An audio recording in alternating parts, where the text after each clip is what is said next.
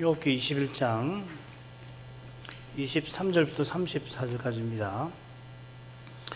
어떤 사람은 죽도록 기운이 충실하여 평안하며 아니라고 그 그릇에는 저지 가득하며 그 골수는 윤택하였고, 어떤 사람은 죽도록 마음에 고통하고 복을 맛보지 못하였어도 이 둘이 일반으로 흙 속에 눕고 그 위에 구더기가 덮이는구나. 내가 너희의 생각을 알고 너희가 나를 해하려는 교일도 아노라. 너희 말이 왕후의 집이 어디 있으며 악인의 거하던 장막이 어디 있느냐 하는구나. 너희가 길 가는 사람들에게 묻지 아니하였느냐? 그들의 증거를 알지 못하느냐? 악인은 남겨서 멸망의 길을 기다려움이 되고 멸망의 날을 맞으러 끌려나감이 된다 하느니라. 누가 능히 그의 행위를 면박하며 누가 능히 그의 소위를 보응하랴? 마는 그를 무덤으로 메어가고 사람이 그 무덤을 지키리라. 그는 골짜기의 흙덩이를 달게 여기고 그 앞선 자가 무수함같이 모든 사람이 그 뒤를 좇으리라. 이러한 정 너희의 위로가 헛되지 아니하냐? 너희의 대답은 거짓뿐이니라. 악인이 죽는 순간까지 형통할 뿐 아니라 그 자식들도 형통하니까 교만이 하늘을 찌를 듯 합니다. 하나님께 대적하면서 우리를 떠나소서 하고 나아가 전능자가 뭐길래 합니다. 이런 표현은 그저 이방인이나 불신자의 말이 아닙니다. 교만한 악인이 전능자라 부른 것은 언약의 울타리 안에 그가 있었던 사실을 암시할 겁니다. 친구들이 욥을 악인이라 정죄하는 것도 마찬가지인데 욥을 사곡한 자라 부른 데서도 이미 확인되죠. 이 배도자라는 말과 같은 말이죠. 이런 데서 욥의 고난이 믿음의 고난인 사실이 역설적으로 잘 드러나고 있습니다. 주님이 나를 인하여 고난받는다 하신 대로입니다. 이들이 얼마나 교만한지 욥의 영혼은 심히 괴롭습니다. 이는 특히 악인의 죄를 그의 자손에게 갚으신다라고 하는 어떤 설명과 일반적인 설명과 붙어 있습니다. 제가 지난주에 또 어떤 목사님에게서 이런 이야기를 들어서 흥미롭다 했는데 이런 이야기 많이 하죠. 이 설명 자체는 하나님이 의로우시다는 것을 시인하는 것입니다만 욥이 보기에는 악인은 죽은 후에 자기 자식이 자기 죄 때문에 고통받아도 괴념치 아니할 정도로 악합니다.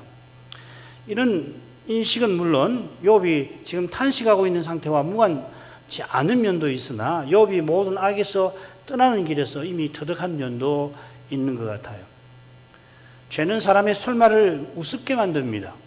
설마 사람이 저렇게까지 할까 싶습니다만은 타락한 사람이 죄에 충직한 종으로 스스로 살듯이 죄의 권세는 사람의 이성과 경험을 넘어서 작용하곤 합니다.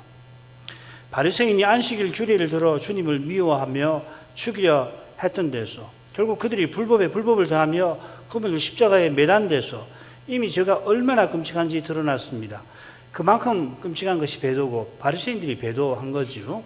그래 히브리서에서는 하나님의 아들 다시 십자가에 다는 거라 욕보이는 거라 표현합니다. 참고로 속죄제와 속건제 규례가 죄의 두 측면을 보여주는 사실에 주목할 만합니다. 죄는 하나님을 떠난 상태, 죽음은 죽은 상태, 그 상태에서 나아가 하나님을 대적하는 작용입니다. 이 두 측면을 놓치면은 종교는 윤리로 격화되고 그리스도의 그 독특성, 오직 그리스도로만 구원받는다는 이 고백은 희미해지거나 아예 사라져 버릴 겁니다. 이 특징이 사라져 버릴 것입니다. 죄가 얼마나 끔찍한지 욥이 늘 투득한 까닭에 그가 모든 악을 떠날 수 있었을 겁니다. 이런 욥이 악인의 형통함에 깊이 탄식하면서 그러나 자신도 하나님 앞에 그들처럼 높은 심령을 품지 않았을까 생각하고는 다시 겸손한 태도를 보였습니다. 누가 감히 하나님께 지식을 가르치겠느냐. 이런 겸손한 태도는 욥이 성신의 감화를 받은 결과이지 그저 하나님의 진노를 두려워한 결과가 아닙니다. 하나님의 진노가 두려워 사람이 겁내는 것은 하나님의 거룩한 사랑을 맛본 사람이 겸손한 것과 전혀 다릅니다. 이게 굉장히 중요한 잣대가 될 수가 있어요. 욥이 그런 사랑을 충족히 맛본 것은 물론 아닙니다만 아직 그가 하나님을 나의 구속주라 부르는 고백은 달리는 나오지 않는 것입니다. 지난 시간 이어서 계속 오늘 읽은 부분 가죠. 23절부터 26절까지입니다. 어떤 사람은 죽도록 기운이 충실하여 평강하며 안일하고 그 그릇에는 저지 가득하며 그 골수는 윤택하였고 어떤 사람은 죽도록 마음에 고통하고 복을 맛보지 못하였어도 이들은 일반으로 흙 속에 눕고 그 위에 구더기가 덮이는구나. 지금 둘째 부분 21장 7절부터 13절과 비슷한 주제를 여기서 욥이 다룹니다. 거기서는 악인의 형통함을 강조했는데 여기서는 의인의 고난을 암시하면서 헤아리 세상의 헛됨을 밝히고 있습니다. 23, 24절은 사람이 헤아려서 죽을 때까지 형통한 경우를 다루고 있고 25절은 반대로 죽을 때까지 고통당하는 경우를 열거합니다. 26절에서는 둘 다 결국은 똑같이 죽는 사실을 말하고 있습니다. 둘이 일반으로 즉 똑같이 생을 마감한다 그렇게 말하는 겁니다만 그러나 이런 말을 하는 욥은 헤아리 세상을 전부로 여기는 사람이 아니고 전도자처럼 해 저 넘어 나라를 간절히 바라보는 신자입니다. 얼른 욥의 말이 헤아리의 삶의 허무함을 탄식하는 것 같습니다만 전도서도 이렇게 읽고 마는 경우 많죠, 그죠? 허무주의자, 전도자로 전도서를 읽는 경우가 참 많아요. 그렇게 읽으면 안 됩니다. 두 측면에서 읽어야 되는 거죠. 그의 탄식을 뚫고 진리의 거룩한 빛이 지금 비칩니다. 이는 지금 우리가 읽고 있는 이 글이 욥이라는 개인의 자서전이 아니라 하나님의 말씀인 사실과 붙어 있는 것입니다. 이게 뭐 당연한 말씀 아니에요. 이게 성경책이지 욥이라는 개인의 자서전을 우리 읽는 게 아니지 않습니까? 그런데요, 오늘날 수많은 구약학자들이 반대로 이야기를 하는 겁니다. 오늘날 수많은 구약학자, 신약학자들이 말하는 그 요지가 바로 이거예요. 자서전, 개인적 종교 경험을 기록한 거라고 하는 거라고. 아시겠습니까? 개인적 종교 경험을 기록하는 거하고 성신의 영감 아래에서 그 경험을 통해서 만대 교회에 진리를 베푸시는 계시를 받아 적는 것은 천령지차이 나는 거라고요. 너무 당연한 건데, 그런데 그렇게 말하는 학자들이 주류예요. 굉장히 조심하셔야 됩니다. 정신 안 차리면은 결국 신앙의 독특성 다 사라져 버리는 거예요. 우리 교우들은 이렇게 아실 거라고 생각하지만 세상이 점점 그렇게 가니까 이런 이야기 자꾸 들으면은 성경도 그렇게 읽으려고 든단 말이죠. 그러면 신앙의 독특성은 없는 거예요. 그냥 상식으로 살든지 그냥 경험으로 살든지 스스로 터득한 어떤 천리를 따라 살든지 그게 신학 이론이 될 수 있고 도덕 이론이 될 수 있는 거라고요. 자, 넘어가십시다. 여기 23절 4절에 어떤 사람은 얼른 악인인 건 아닙니다만 결국은 욥이 악인을 가리켜 말하는 것 같아요. 우선 23절에 어떤 사람이 죽은 상태가 세 가지로 묘사가 되어 있습니다. 기운이 충실함, 평강함, 안일함입니다. 이 세 표현 중에 둘이 악인에 대한 소발의 저주에 나오고 있습니다. 평강함은 구약 성경 전체에 여기만 나오니까 다른 두 항목이 소발의 저주에 나온다는 사실은 지금 23절에서 말하는 어떤 사람을 욥이 악인이라고 본 증거가 될 수 있겠죠. 물론 욥은 소발과 정반대로 악인의 형통함을, 악인이 저주받는 게 아니라 형통함을 강조합니다. 아울러 안일함이라고 하는 이 표현은 욥이 자기가 재앙당하기 전의 평안함을 가리켜 쓴 표현인데 그걸 고려하면은 23절에 어떤 사람은 악인, 자신은 23절에 어떤 사람이 아니라 25절에 어떤 사람이라고 암시하는 것 같아요. 그 그릇에는 저지 가득하며 그 골수는 윤택하다는 표현도 악인이 죽기까지 형통함을 가리킬 겁니다. 이 골수라는 말 24절에 그 골수라는 말하고 23절의 기운이 같은 말입니다. 뼈라는 말인데 문맥에 따라서 기운, 골수 이렇게 했습니다. 그러면 23, 24절에 그 여러 특징들은 이런 줄거리를 가질 겁니다. 이처럼 어떤 사람은 죽기까지 형통하나 어떤 사람은 죽도록 마음에 고통하고 복을 맛보지 못합니다. 마음에 고통한다는 이 표현 두 낱말인데 욥기에 세 번 더 나오는데 모두 욥이 자신의 고난을 묘사합니다. 그러니까 지금 25절에 어떤 사람은 욥 자신을 암시하는 거라고 볼 수 있겠죠, 그죠? 이 맛본다는 낱말이 악학인데 욥기 처음부터 여기까지 실은 친구들과의 논쟁이 끝나는 26절까지 14번 나오는데 한 번을 제외하고 욥의 재앙, 악인의 저주를 가리켜 사용됩니다. 욥이 어떤 사람을 여기서 말하지만은 자기 자신임을 암시하는 것 같습니다. 욥기가 이렇게 굉장한 책이에요. 연구하면 할수록 이 문학적 견지에서 쓰는 용어들을 쓰는 방식, 용례들을 조사하면 할수록 와, 이거는 뭐 성경이니까 뭐 말할 것도 없습니다만은 문학이라고 하는 관점만 놓고 보더라도 이건 어마어마한 책이에요. 사실은 이건 뭐 어떤 소설이나 뭐 어떤 시라든지 뭐 희곡이든지 혹은 뭐 다큐멘터리든지 그런 것보다도 훨씬 더 문학적인 가치만 놓고 보더라도 뛰어나지 않나 하는 생각이 들 정도입니다. 물론 더 중요한 것은 계시지요. 성경은 아주 쉽게 쓴 것 같은데도 연구하면 할수록 희한한 책입니다. 세상에 이런 책은 없는 것 같아요. 욥이 해 아래에서 살아가는 두 부류의 사람을 묘사한 터에서 세 번째로 이들이 일반으로 겪는 비참한 운명을 언급합니다. 흙 속에 눕고 구더기가 그 위에 덮이는 것은 아담에게 경고한 저주를 가리키겠죠. 한 사람 아담의 죄로 범죄로 사망이 모든 사람에게 임한 겁니다. 이것이 해 아래에서 날마다 숱하게 벌어지는 일입니다. 전도자도 똑같이 말하는데 그렇게 말한 의중은 인생의 허무함을 역설하는 데 있지 않고 해 저 너머에서 오는 빛을 보아라 하는 데 있습니다. 욥이 이 빛을 보는 까닭에 지금 전도자처럼 말하는 겁니다.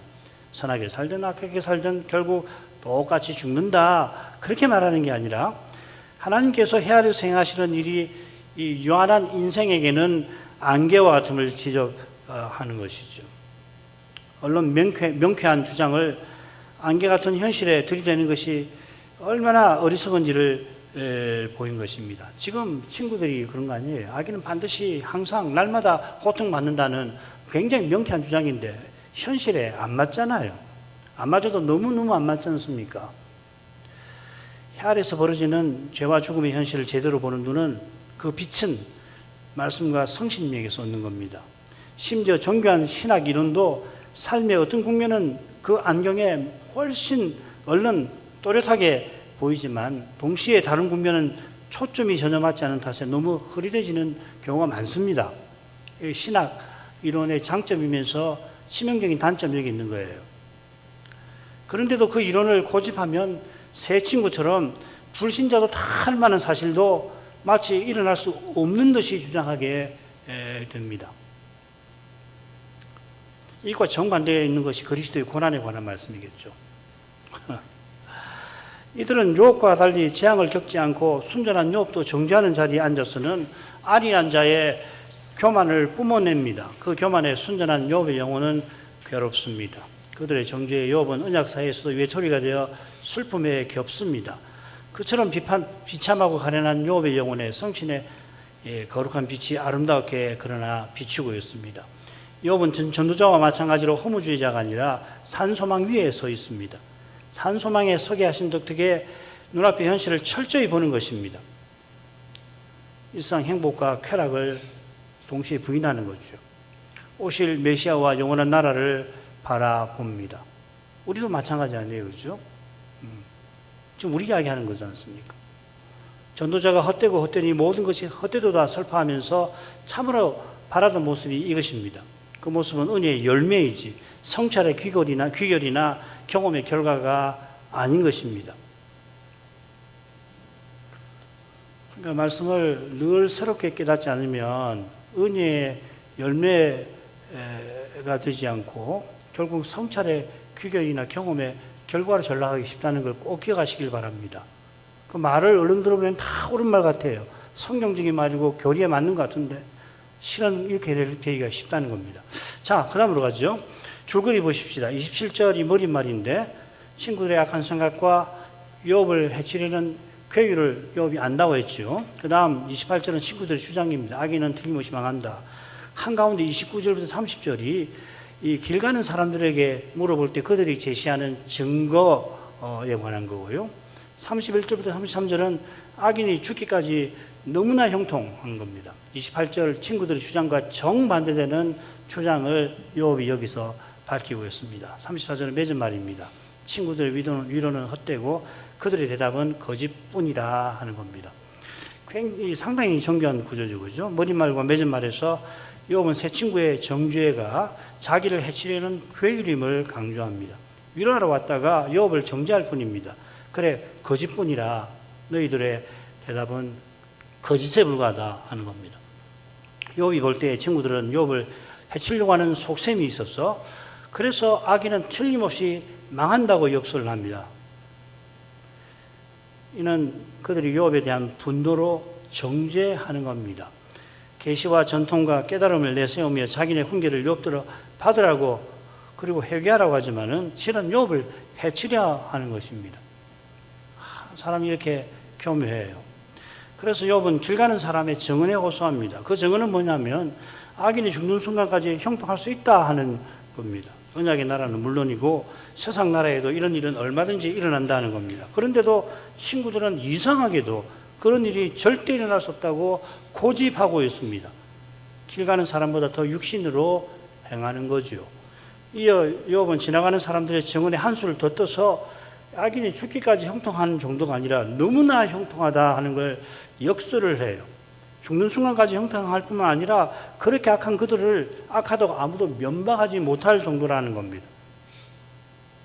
그런데 친구들은 순전한 욥을 지독한 악인이라고 정죄합니다. 실은 순전한 사람을 오히려 정죄하는 친구들을 욥 외에 아무도 면박할 수 없는 거죠. 이게 욥의 논쟁의 의미이기도 할 것입니다. 욥이 이렇게까지 나를 정죄하는 이유가 대체 뭐냐? 그러게 친구들이 호소하는 것 같아요. 이렇게까지 나를 정죄하는 이유가 도대체 뭐냐? 자, 이런 줄거리에서 27절로 갑니다. 내가 너희의 생각을 알고 너희가 나를 헤아리는 교일도 아노라. 친구들의 생각을 안다 했는데 이 생각이란 말이 엘리바스의 첫째 훈계 한번 나오는데 거기는 계율한 자의 계교라고 새겨져 있습니다. 그러니까 엘리바스가 욥의 생각을 악하다고 암시한 거죠. 친구들이 자기를 심판받아 마땅한 악인이라고 말하는 그 생각을 욥이 지금 지적하는 겁니다. 그 생각은 욥을 해치려는 계율입니다. 이 계율이라고 새긴 낱말도 욥기 한 번 더 나오는데 마지막 대목입니다. 하나님의 경영이 반드시 이루어진다고 하나님께 욥이 고하죠. 여기서는 사람이 자기 악한 뜻을 어떻게든지 이루려는 모습을 가리켜서 이 독특한 낱말을 쓰는 것 같습니다. 시편 37편의 시인은 악한 꾀를 이루는 자를 인하여 불평하지 말라고 권합니다. 욥이 지금 불평하는 것 같은데 실은 탄식하고 있습니다. 이게 굉장한 차이입니다. 이게 정말 73편의 시인의 처음 모습하고 처음 모습이 불평이잖아요. 큰일 나는 거예요. 실족할 할 뻔하는 상태거든요. 욥은 아직 그런 상태 아닌 것 같습니다. 탄식하는 겁니다. 이 헤아려고라고 새긴 낱말이 그 강포라고 새기는 명사의 동사입니다. 하마스라는 말입니다. 그러니까 이 명사는 하마스라고 읽고요. 여기는 이제 동사니까 하마스 이렇게 읽습니다. 이를 살펴 번역하면 이렇습니다. 친구들이 욥에게 강포를 휘두르는데 괴휼로서 그리한다 하는 겁니다. 욥이 보기에 지금 세 친구는 강포와 괴휼, 즉 사람의 힘과 꾀로서 자기 영광과 쾌락을 얻고자 합니다.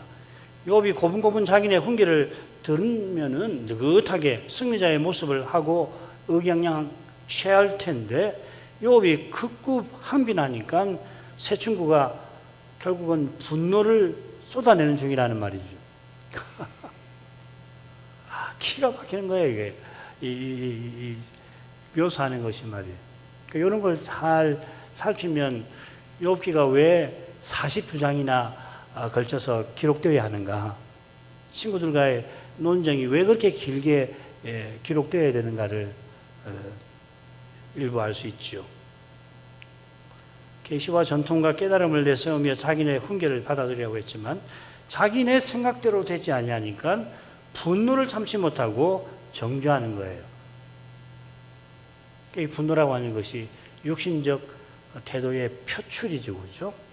자기 뜻대로 안 되면은 사람은 이렇게 되는 거예요. 누구든지 그렇게 되는 겁니다. 28절로 가죠. 너희의 말이 왕후의 집이 어디 있으며 악인의 거하는 장막이 어디 있느냐 하는구나. 28절은 27절의 이유 혹은 근거입니다. 근거 같아요. 욥이 친구들의 악한 생각과 폭력적 표현을 안다. 그렇게 말한 건 그들의 말에 근거하고 있습니다. 그들은 왕후의 집과 악인의 거하는 장막을 말하고 있습니다. 여기 왕후라고 할 때는 왕비란 뜻 아닙니다. 왕과 제후, 그래서 왕후입니다. 그건 넘어가죠. 왕후가 욥 기에 두 번 더 나오는데 한 번은 욥의 말에, 다른 한 번은 엘리후의 말에 나옵니다. 두 번 모두 하나님께서 왕후를 심판하심을 말합니다. 이런 용례를 참조하면 지금 왕의 집은 악인의 장막과 짝을 이루면서 서로 비슷한 것 같아요. 새 친구가 악인은 반드시 심판받고 그의 집안도 그러하다고 줄곧 훈계하였습니다. 그런데 욥이 지금 악인과 평행하게 왕후에 관해서 친구들이 말한다 한 것은 욥이 왕후, 제후인 사실과 붙어 있는 것 같습니다. 요컨대 친구들은 악인인 욥이 만일 자기네 훈계를 받아 회개치 않냐면 자기네만큼 어쩌면 자기네보다 왕후인 욥이 반드시 심판받는다고 정죄하는 중인 것입니다. 욥이 아주 신랄하게 꼬집는 거죠. 29절 30절로 가겠습니다. 너희가 길 가는 사람에게 들에게 묻지 아니하였느냐? 그들의 증거를 알지 못하느냐? 악인은 남겨서 멸망의 날을 기다림이 되고 멸망의 날을 맞으러 끌려 나감이 된다 하느니라. 길 가는 사람들은 그저 길 가는 여행하는 사람이 아니라 부족에 속하지 아니한 사람을 가리키는 표현입니다. 시편에서는 이 사람이 언약 백성을 해치는 이방인으로 표시가 되어 있습니다. 여기서도 욥은 하나님의 언약 바깥에 있는 사람을 가리켜 쓰는 것 같습니다. 친구들대로 불신자에게 악인의 형통함에 관해서 그들에게 한번 물어보라 하는 겁니다. 그처럼 그들이 그 물음에 제시하는 증거를 살펴보라 하였습니다. 이 증거라고 새긴 이 낱말 오트인데 이 언약의 표징을 가리켜 또 사용합니다. 유명한 말입니다. 무지개가 하나님께서 노아와 맺으신 언약을 보증하지요. 무지개가 딱 뜨면 표징이 되어서 하나님이 다시는 물로 세상을 심판하지 않는다는 것을 무지개가 보증하잖아요. 그처럼 언약 밖 사람들도 악인의 형통함을 보증하는 사례를 능히 제공할 거라고 욥이 지금 말하는 것이죠. 그런 의미의 증거입니다. 요컨대 악인이 하나님께 반드시 심판받고 날마다 고통받는다는 친구들의 주장은 언약 밖 사람들이 보기에도 허술하기 짝이 없다고 이런 말을 써가면서 드러내는 것 같아요. 언약의 표징을 가리키는 그 말을 불신자에게 써서 이 친구들의 말이 얼마나 언약의 진리와 어긋나 있나, 심지어 언약 밖 사람들이 생각에도 미치지 못하는가를 강조하는 거란 말이죠. 아시겠죠? 그러면 30절의 내용은 악인의 형통함에 관한 것이겠지요.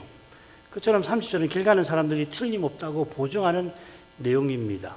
그래서 그 보증하는 내용이라 하느니라 그들의 말을 인용해 놓은 겁니다. 자, 그런데 한글 개혁은 오히려 악인들의 심판을 말하는 것처럼 번역이 되어서 아쉽습니다. 사역을 좀 해야 됩니다. 악인은 멸망의 날에 보호받고 멸망의 날에 옮겨지리라 이렇게 번역을 하는 게 좋습니다. 이 옮겨진다는 말이 30절에 한 번 더 나오는데 거기 보면 악인이 죽어 무덤에 눕고 그 무덤으로 옮겨지고 그 무덤을 누군가 훼손하지 않게 지켜준다 이렇게 되어 있죠. 그죠? 그러니까 여기 옮긴다는 말은 좋은 의미예요. 이렇게 해석해야 합니다. 필시 우리나라만 아니라 어느 나라의 국립묘지에도 이런 사례들이 다 있겠지요. 그죠? 그처럼 언약 밖 사람들도 이런 사례를 들어 악인이 형통하다는 사실을 증언할 거라고 친구들에게 호소하는 겁니다. 이 호소는 욥의 깊은 탄식과 붙어 있습니다. 그 다음 뭐죠? 누가 능히 그의 행위를 면박하며 누가 능히 그의 소위를 보응하랴마는 그를 무덤으로 메어가고 사람이 그 무덤을 지키리라. 그는 골짜기의 흙덩이를 달게 여기고 그 앞선 자가 무사함같이 모든 사람이 그 뒤를 좇으리라. 한술 더 듭니다. 사실은. 욥은 길 가는 자의 증거 위에서 악인이 죽을 때까지 형통하는데 어느 정도까지 형통한지를 더욱 강조하고 있습니다. 먼저 욥은 악인이 그 악행을 사람에게 정죄나 심판을 받지 않는 사실을 지적합니다. 면박이라고 하는 것은 면전에서 꾸짖는 건데 이는 재판관이 선고하기에 앞서서 먼저 악인의 죄를 지적하는 행위를 가리킬 겁니다. 요즘에 그런 재판 많이 보죠, 그죠? 내란 재판할 때. 그런 다음에 그는 악인의 죄에 해당되는 형벌을 선고하죠. 악인들이 자기 세상을 구축하면서 사법권을 장악하면 욥이 탄식하는 일이 얼마든지 벌어질 겁니다. 아모스서 6장 7절에 보면 떠드는 소리라고 번역된 마르제 아흐라고 하는 말이 있는데 이게 여러 학자들이 이거 악한 권력 집단을 뜻한다고 그런 주장이 있습니다. 근거는 충분하지 않지만 그런 집단이 언약 사회만 아니라 세상 나라에도 늘 존재하죠. 파워 엘리트 등등등. 재판관이 이 집단의 일원이면 자기 집단에 맞서는 무고한 정치가나 행정가를 죄인을 만들거나 자기 단체원의 악한 죄를 덮어주려 할 겁니다. 친구들이 악인이 평생 날마다 심판받는다고 과장합니다만은 반대로 악인이 죽는 날까지 정죄와 심판을 전혀 받지 않는다고 욥은 반박합니다. 친구들의 과장과는 근본에서 다르긴 합니다만은 욥의 이 말도 얼른 모든 악인이 전혀 정죄와 심판을 받지 않는 것 같은 인상을 주는 건 사실입니다. 지난 시간 생각한 대로 욥은 심히 깊은 탄식 가운데 있는 겁니다. 셋째 단락에서 우리가 욥의 탄식을 살핀 바 있는데 거기서도 욥은 악인이 죽은 후 자기 죄로 자기 후손이 형벌을 받는다 할지라도 전혀 개의치 아니하는 사실에 깊은 탄식에 젖어들어서 그래 얼른 들으면 하나님께 원망과 항의의 말을 쏟아내는 것 같았지요. 그렇게 해석하면 안 된다고 말씀을 드렸습니다. 32절은 악인이 죽어서 무덤에 들어가도 형통한 사실을 언급합니다. 악인을 무덤으로 메어갈 때 사람이 그 무덤을 지킵니다. 32절에 무덤이 두 번 나오지요. 근데 서로 다른 낱말입니다. 앞에는 케베르고 뒤에는 가다쉬라는 말입니다. 이 두 낱말이 엘리바스의 첫 번째 훈계에 25장 25절에 두 낱말이 나오는데 거기는 번역을 달리 했습니다.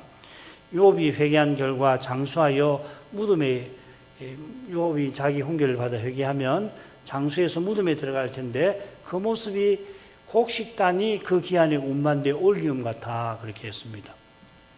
여기 이제 곡식단이라는 말을 여기서는 무덤이라고 했는데 엘리바스의 훈계에서는 곡식단이라고 번역을 했습니다. 뜻이 너무 달라가지고서 사전을 보니까 아예 똑같이 발음은 가디쉬인데 둘로 구분해가지고 말은 똑같지만 뜻이 다르니까 그렇게 표시를 해놨는데 글쎄요. 곡식단을 올린다는 것은 풍요한 추수의 복을 가리키겠죠. 여기서는 곡식단이 아니라 무덤이 맞습니다. 무덤을 지키는 사람의 모습이 어떤 모습이냐면 마치 곡식단을 지키듯이 그 무덤을 소중히 지킨다라고 표현하는 것 같아요. 악인이 평생 악한 욕심을 이루며 형통하더니 죽어서도 사람들에게 귀히 여김을 받습니다. 이런 무덤 들어있죠, 그죠? 무덤을 화려하게 지어놓고 그 자손들이 부유해가지고 사람들을 고용해가지고서 그 묘지기들을 두고 그리고 그런 일 얼마나 많겠어요. 이런 주제가 33절에도 이어집니다. 악인은 골짜기 흙덩이를 달게 여긴다 하였습니다. 그런데 이 의미는 분명치 않습니다. 왜 그러냐면 여기 이제 골짜기라고 새긴 낱말이 흔히 와디를 가리키죠. 와디는 우기에 물이 넘쳐 흐르다가 곧 바닥까지 말라버리는 시내 아닙니까? 물이 불어나니까 급류가 되어서 흙덩이가 금방 급류에 실려 떠나가 버리게 됩니다. 흙덩이라고 이 새긴 낱말이 악인의 무덤과 관련될 텐데 그 흙덩이가 악인에게 달콤하다 이렇게 여기 말하고 있습니다. 어떤 주석가는 흙덩이라 새긴 낱말을 와디에 생긴 동굴이라고 해석을 하는데 근거가 충분치 않고 추측에 불과합니다. 용례를 찾을 수 없어요. 정확한 의미가 뭔지 알기 어렵지만은 제 생각에는 이 악인의 무덤이 기가 막히게 잘 보존되어 있는 모습인 거 아닌가. 얼른 보면 이 급류가 흐르는 와디인데 와디 곁인데 묘를 얼마나 잘 썼는지 급류가 일어나도 전혀 시장을 안 받게 이 묘가 보존되어 있는 상태가 아닐까. 그러니까 기가 막힌 거죠. 이 세상에서는 행운이다 이렇게 말할 만큼 참 복도 많다 할 만큼 그 묘자리를 썼다는 이야기 같아요. 이는 그 앞선 자가 무수함 같이 모든 사람이 그 뒤를 조철이라는 표현과도 어울립니다. 자, 이것은 우선은 장례 행렬을, 화려한 장례 행렬을 묘사하는 것 같아요. 그냥 많은 사람이 그 무덤을 옮겨가는데 앞에도 사람이 많고 뒤에도 따르고 있는 거죠. 동네 사람들이 전부 이 장례 행렬에 참여한 그 모습을 떠올려 보십시오. 아울러 다들 악인처럼 죽을 때까지 형통하기를 바라는 욕망을, 형통한 악인을 본받고자 하는 욕망을 동시에 욥이 지적하는 것도 같습니다. 어떤 게 더 나은 건지 모르겠어요. 욥은 짝을 이루는 부분 28절에서 언급한 세 친구의 견해를 이 부분에서 정면 반박합니다. 악인이 틀림없이 심판받되 그의 가문도 망한다고 그들은 주장합니다만 현실은 그들의 주장과 달라도 너무 다릅니다. 때로 그렇겠죠. 얼마나 다른지 보이려고 물론 욥은 얼른 심하게 과장하는 것 같습니다만 얼마나 다른지 욥이 심히 탄식하는 거겠죠. 자기는 의인인데 순전한데 고난을 받으니까 그런 겁니다. 마지막으로 하죠. 이러한 적 너희의 위로가 헛되지 아니하냐. 너희의 대답은 거짓뿐이니라. 욥은 친구들이 어떻게 나를 헛되게 위로하려는가 하며 탄식합니다. 위로라는 말은 명사가 아니고 동사입니다. 그저 그들이 위로하는 것이 헛됨을 욥이 시작하는 것이 아니라 여기 어떻게라는 말이 있어요. 어떻게 그렇게 하려 할 수 있는지 이렇게 말합니다. 처음 말이 어떻게 이렇게 시작합니다. 욥이 탄식하는 거죠. 욥이 세 번째 논쟁을 마친 후 비사를 들어 말을 이어갈 때 너희가 다 이것을 보았거늘 어찌하여 아주 허탄한 사람이 되었는가 하고 탄식할 겁니다. 허탄한 헛됨, 이건 있으나 마나 할 뿐만 아니라 없는 것보다 못한 모습을 가리키는 표현입니다. 친구들의 위로는 사실상 정죄니까 정죄도 그런 정죄가 없죠. 저주의 정주죠. 정죄하는 저주죠. 차라리 하지 않았더라면 좋았을 것입니다. 더욱이 욥의 호소처럼 욥의 말을 한 번이라도 좋으니 제대로 듣고자 하면 그나마 나쁘지 않았을 겁니다. 아울러 셋째 부분에서 악인이 감히 전능자가 뭐길래 하는 것처럼 어떻게 친구인 자기를 위로하라고 하는 친구들이 도리어 자기를 정죄할 수 있는가? 어떻게 이럴 수 있는가? 이렇게 괴롭고 괴로운 것입니다. 욥은 친구들의 정죄가 심상치 않음을 느낍니다. 이런 느낌이 너희 대답은 거짓뿐이라고 하는 표현에도 풍깁니다. 이 거짓이라고 새긴 낱말 마알인데 기억나실 겁니다. 속건제 드리는 죄목입니다. 물론 속건제는 모르고서 이 마알을 범할 경우 이 속건제를 드리면 다시 제사 드릴 수 있는 조건으로 회복이 되게 하는 제사지요. 요컨대 이 마알은 하나님의 거룩하심을 상당히 침해하는 죄입니다. 그래서 이 마알 때문에 유다는 바벨론으로 포로 잡혀간다 갔습니다. 그게 역대상 9장 1절에 나오는 겁니다. 욥이 보기에 친구들의 대답하는 태도는 그저 친구에게 성실과 인애를 드러내지 않는 정도에서 그치지 않는다는 겁니다. 그들이 하나님의 거룩한 영광을 뵙지 못하는 탓에 위로하러 왔다가 도리어 정죄합니다. 그 정죄하는 욥이 누구냐면 하나님이 능동자처럼 귀히 여기고 쓰신 종입니다. 여호와의 종, 내 종이라고 부르는 이게 독특한 말이거든요. 모세나 이런 인물에게 하나님이 내 종이라는 말 쓰잖아요. 그 정도로 이 특별한 종입니다. 이 욥은. 그래서 욥에게 제사와 기도를 부탁하라고 할 때 욥은 메시아의 예표잖아요. 욥이 재앙을 거푸당해도 영문을 알지 못하는 처지인데 그런 인물을 적어도 불쌍히 여길 만도 하지 않습니까? 근데 오히려 중재인 취급하니까 이들의 잘못이 하나님 앞에 결코 작지 않습니다. 여호와께서도 나중에 세 친구를 책망하시면서 너희가 나를 가리켜 말한 것이 내 종 욥의 말같이 정당하지 못하다. 그래서 그들의 말이 나를 가리켜서 말한 것이다 하고 꾸짖으실 것입니다.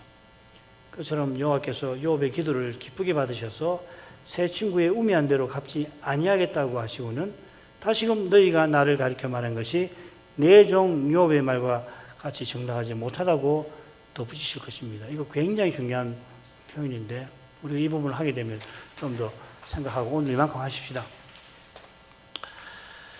소발에 장황하게 거친 저주의 욥은 깊은 탄식을 맛봅니다. 친구들의 정죄가 이렇게까지 각오할 수 있을까 싶습니다.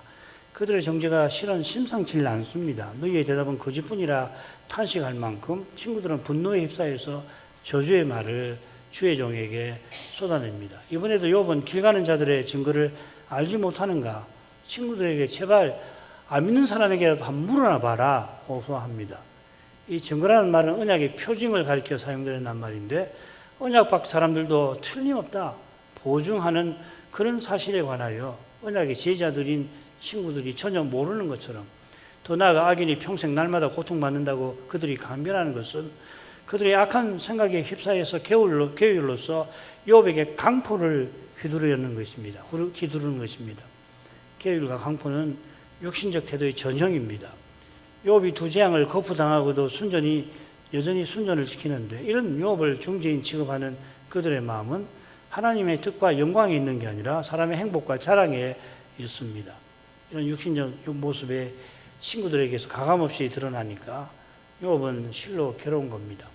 괴로운 영혼이 탄식하지 않을 수 없습니다. 물론 욥이 하나님을 원망하는 것 같습니다만 이는 그의 탄식이 실로 깊은 걸 오히려 보여줍니다. 물론 욥의 말은 친구들과 정반대로 악인마다 죽기까지 형통한 것처럼 들릴 정도입니다만 욥이 그렇게 주장할 리가 없지요. 모든 악에서 떠난 자신이 친구들에게 악인 취급받고 그 결과로 부증민에게 외인과 타국 사람 취급받는 현실에 그도 연약한 사람이니 좌절하지 않을 수 없는 것입니다. 그런 점에서 욥의 탄식은 작은 게 아닙니다. 누구보다 말씀을 깨닫는 욥의 눈에 친구들의 정죄와 부정민의 멸시는 도무지 받아들이기 불가능한 정도인데 탄식하는 욥은 하나님의 진노로 여기고 견딥니다. 이 힘이 욥에게서나 그의 현실에서 나오지는 않습니다.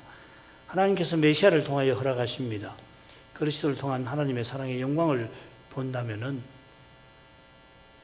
육신적 태도의 잔인하고 끔찍한 모습을 견디게 하실 뿐 아니라 이길 수도 있게 하십니다. 사람은 이 육신의 모습, 이 끔찍한 모습 못 견딥니다. 화가 나죠.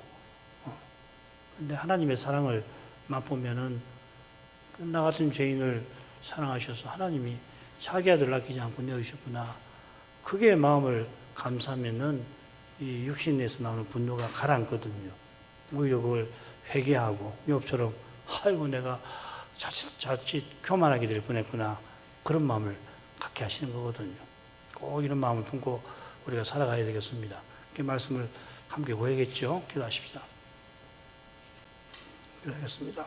거룩하신 아버지, 주께서 내 종이라 부르시던 욥이 소발의 저주를 듣고서 얼마나 깊은 탄식에 잠겨 있었는가를 살피면서 하나님께서 주의 종을 통하여 행하시는 그 길이 얼마나 거룩하신지를 다시금 생각해 하십니다. 소발을 비롯해서 그의 친구들이 욥을 위로하러 왔다가 이내 훈계하며 결국 정죄하고 정죄에서 저주를 쏟아내기까지 한 것은 욥이 하는 말을 제대로 듣지도 않고 그의 형편을 바로 살피지 못한 때문이고 그렇게 된 건 결국 욥의 지적처럼 분노에 휩싸인 때문인 줄 아옵나이다. 욥이 세 친구의 정죄를 나를 헤아리는 계율이라 부른 것처럼 그들은 거짓으로서 자기에게 강포를 행하려 했습니다. 욥에게 강포를 행하려 하였습니다. 그들이 자신들의 특별한 계시와 면면한 해석 전통과 각별한 깨달음을 들면서 욥을 죄인이라 지목하고 자기네 훈계를 따라 회개하여서 하나님의 회복하심과 복주심을 받으라 촉구했지만 그러나 그들이 하나님의 계시마저도 자기네 영광과 행복을 위하여 이용하려 했던 그 육신적 태도가 욥의 믿음의 눈에 숨길 수 없었사옵나이다. 그런 탓에 욥은 세 친구의 대답은 거짓뿐이라 천명합니다. 욥이 말하는 거짓은 그저 거짓말이 아니라 하나님의 거룩하심을 침해하는 그런 죄를 가리켜 사용하는 용어이듯이 욥은 하나님께서도 인정하고 기뻐하시는 순전한 사람, 모든 악에서 떠난 사람, 더욱이 여호와께서 내 종이라 부르시는 메시아의 예표와 같은 인물인데 이런 욥을 함부로 판단하되 세상에 둘도 없을 죄인으로 만들고 그래서 욥이 언약의 부족에서 외인과 타국 사람 취급을 받도록 만들었으니 그들의 죄가 결코 작지 아니하옵나이다. 이런 처지에 욥이 깊은 탄식에 젖어들었던 것은 당연한 정도가 아니라 오히려 신비한 면이 있음을 봅니다. 자신을 정죄하려고 길 가는 자들을도 증거를 능히 되는 그런 사실을 절대 일어날 수 없다고 하는 것처럼, 심지어 악인이 평생 날마다 고통받게 하신다고 주장하는 말에 욥은 얼마나 큰 슬픔과 아픔을 맛보았을지 저희도 짐작하고 남음이 있나이다. 그가 하나님의 진노를 실로 두려워할 만큼 실로 비참한 처지에 놓여 있었지만 하나님께 원망하고 항의하는 마음을 늘 부인하게 하신 덕분에 그가 깊은 탄식 가운데 있었던 줄 믿습니다. 그처럼 그런 탄식 중에서 그가 연약한 사람이 얼른 하나님을 원망하는 듯한 말을 하고 친구들의 극단적인 주장과 비슷하게 마치 모든 악인이 전혀 심판을 받지 아니하고 심지어 그의 무덤마저 세인에게 귀히 여김받고 모든 사람이 그를 본받으려는 듯이 말할 정도였지만 누가 하나님께 감히 지식을 가르치랴 하고 욥이 자기 생각과 말과 행동을 주의 앞에서 삼갔던 것은 하나님께서 성신의 가마를 그에게 베푸신 사실을 떠나서는 생각할 수 없나이다. 아버지의 믿음의 길에서 죄와 죽음의 잔인한 현실과 육신적 태도의 끔찍한 모습을 대면할 때 연약한 인생으로서는 실로 견디지 못할 슬픔과 아픔을 맛보아야 하지만 그럴 때마다 성신의 가마와 말씀의 빛을 허락해 주셔서 더욱 오실 메시아를 바라며 그리스도를 주신 아버지의 사랑을 사모할 수 있게 하옵소서. 그렇게 한다고 당장 눈앞의 현실이 개선되는 게 아니라 심지어는 더 악화가 되어서 더 어려운 고난에 들어지기도 되겠습니다만 그런 사실에서 오히려 그리스도께서 친히 약속을 이루어 가실 것을 더욱 믿고 의지할 수 있게 하여 주옵소서. 거기에 믿음의 비밀이 더욱 드러나게 되겠사옵나이다. 믿음은 오직 하나님을 전심으로 믿고 의지하고 바라는 것임을 아무도 너무도 생생해서 압도하는 눈앞의 현실에서도 얼른 아무런 도움이 되지 않을 것 같은 주님이 보이지 아니하시는 그 약속을 굳게 믿는 바로 이것을 통하여서 하나님이 친히 역사하시는 신비가 드러나게 해 주옵소서. 그 역사심을 보게 하시고 찬송하게 하시며 그리하여 참된 감사에 이르게 하여 주옵소서. 그리하여 그리스도께서 다시 오심을 전심으로 기다리며 날마다 살아갈 수 있게 하시옵소서. 예수님 이름으로 기도합나이다. 아멘.